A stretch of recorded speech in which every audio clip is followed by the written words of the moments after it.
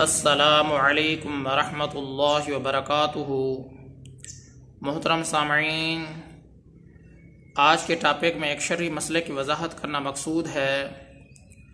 وہ شرعی مسئلہ یہ ہے، حقے میں جو پانی استعمال ہوتا ہے کیا وہ ناپاک ہوتا ہے؟ اس بارے شرعی حکم کیا ہے؟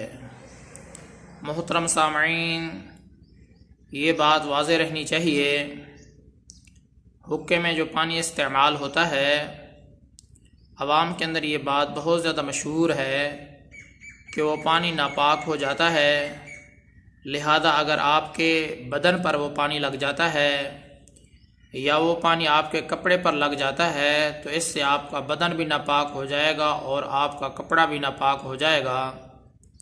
یاد رکھنا چاہیے، عوام کی یہ جو بات ہے، لوگوں کی یہ جو بات ہے، یہ کم علمی کے اوپر مبنی ہے۔ نہ ہی اس سے آپ کا بدن ناپاک ہوتا ہے اور نہ ہی اس سے آپ کا کپڑا ناپاک ہوتا ہے۔ حقے کے اندر جو پانی استعمال ہوتا ہے اس کے ناپاک ہونے کی کوئی بھی وجہ نہیں ہے۔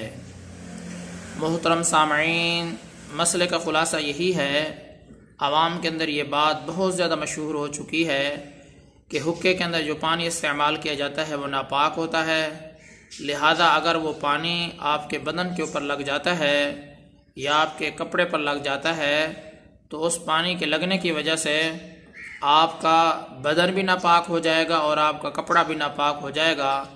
عوام کی یہ جو بات ہے یہ کم علمی کی وجہ سے ہے، حالانکہ شرعاً ان کی یہ بات بالکل درست نہیں ہے۔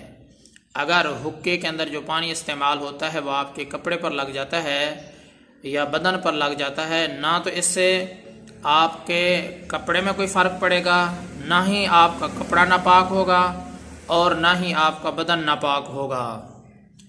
حقے کے اندر جو پانی استعمال ہوتا ہے اس کے ناپاک ہونے کی کوئی بھی وجہ نہیں ہے۔ اللہ تبارک و تعالی سے امید کرتا ہوں کہ آپ کو یہ مسئلہ ٹھیک طریقے سے سمجھ میں آ گیا ہوگا۔ میں آپ سب کی دعاؤں کا طلبگار ہوں۔